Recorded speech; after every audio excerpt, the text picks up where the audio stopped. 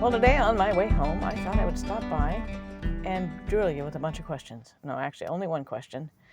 What makes you happy? What makes you happy? Maybe it's your animals, maybe it's your family, maybe it's your friends, maybe it's chocolate, maybe it's money, maybe it's wealth, maybe it's fame, maybe it's whatever makes you happy, right? Today, this is Thanksgiving week, so thankfulness has been, gratitude and all that kind of has been on my mind, but happiness goes along with that. So when you think about it for a minute. What makes you happy? Besides when I get done with this video. A lot of times we think we kind of tie up our happiness in somebody or something else. We wait for something to happen that's going to make us happy. You know, I'll be happy when the kids graduate. I'll be happy when the kids are out of the house. I'll be happy when I'm skinnier, or I'll be happy when I'm richer, or I'll be happier when I'm whatever. Guess what? Happiness doesn't come from the outside. Unfortunately, if it did, there'd probably be a lot more happy people around in the world. Happiness actually comes from the inside. Nothing can really make you happy except you, unfortunately, again, because happiness, one definition of happiness, in the the life, liberty, and pursuit of happiness that you hear, one definition of happiness is a sense of dignity and self-worth. A lot of people don't have that. So if you think about happiness being a sense of dignity and self-worth, that's where a lot of people fall short. And it's through no fault of their own necessarily. It's just sometimes we carry around a lot more emotional baggage or mental baggage than we need to. And that's why I always recommend therapy. But if there's something inside us, like shame or guilt or trauma of some kind, or some kind of negative core belief, like I'm fat, I'm lazy, I'm whatever, kind of goes back to the facts and opinions thing that we did back in June, where sometimes when we hear something enough, either from the outside, somebody telling us you're lazy, you're fat, you're stupid or whatever, we hear that enough, or sometimes we tell that to ourselves, it becomes fact, even though it's opinion, right? So if we take all those opinions in as fact, and then we base our life on those facts, we're out looking for something else in the outside world to make us happy.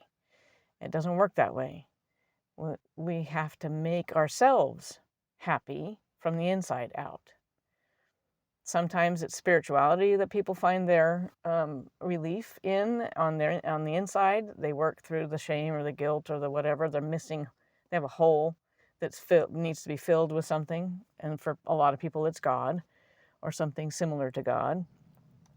But either way, if there's a negative core belief that's keeping us from feeling happy inside without looking on the outside for somebody else to make us happy or something else to make us happy, the big house, the fast car, the arm candy or whatever,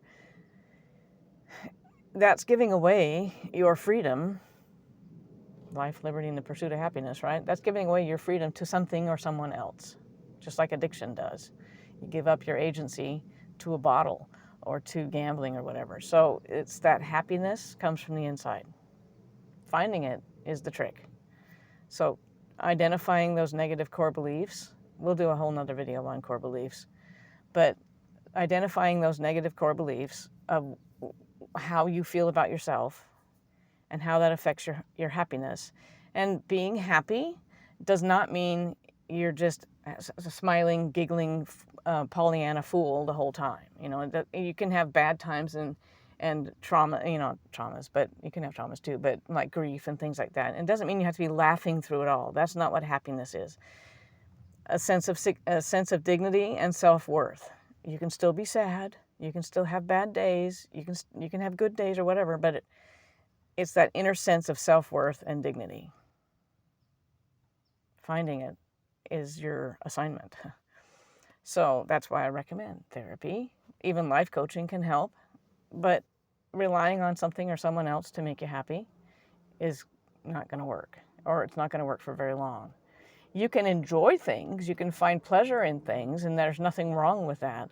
But relying on that to be the one, the be all, the end all, when I get the big house or whatever, there's going to be disappointment on the other side of that eventually.